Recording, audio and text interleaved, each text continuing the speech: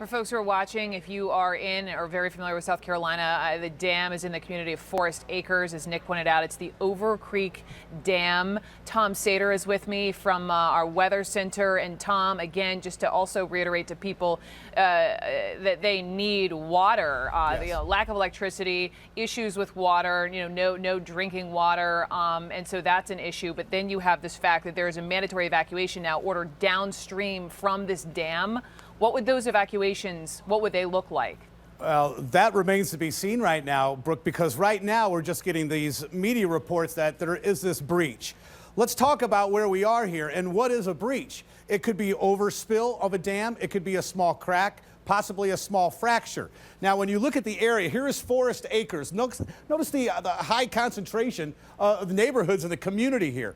When you take a look at the lakes, this is Rocky Ford Lake, you've got Spring Lake, and then it makes its way toward Forest Lake. These actually kind of flow a little bit toward the south. The dam, we believe, of course, what is called the Over Creek Dam, the breach, if it does occur and makes its way here, the evacuations would take place throughout the entire area. But again, it remains to be seen, Brooke, what this breach actually means. We're still trying to get information. I can tell you, in the last 24 hours, there have been over 30 breaches of dams and levees, which means try to, manage any type of river flow in the near future. It's spilling into some communities, which means if evacuations take place and other breaches fail, other levees fail, there will be more swift water rescues. There will be more in the way, of course, evacuations. Now, let me show you something else which is critical because it's not only this dam situation, Brooke, that we're talking about. When you look at the massive amounts of rainfall that has fallen in the area, and we know it's historic in purple, take a look now when I give you an idea of all of the rivers. The small tributaries, such as Gill Creek, which is near this dam we're talking about, rose over 7 feet in just a couple of hours. It washed away the river gauges. That has happened in many little smaller streams and tributaries. That's almost unheard of, meaning the levels have reached historic levels. All of these smaller tributaries are going to get into the larger rivers. Everything flows from west to east back across the state.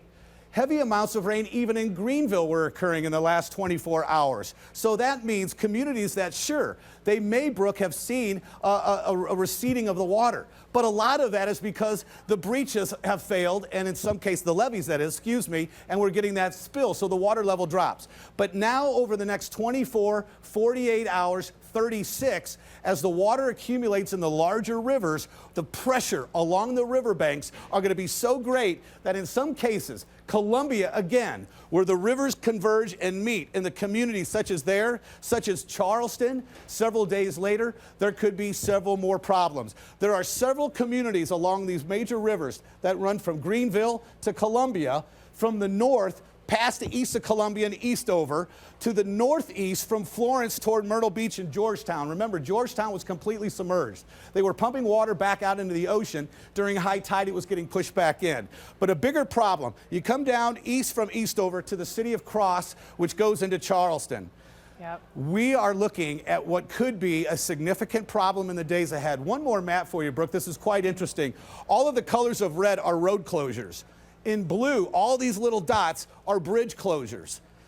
In the days ahead, maybe weeks later, once all the water finally recedes, can you imagine the damage that we're going to find? This no doubt will be the next billion-dollar natural weather disaster in the U.S.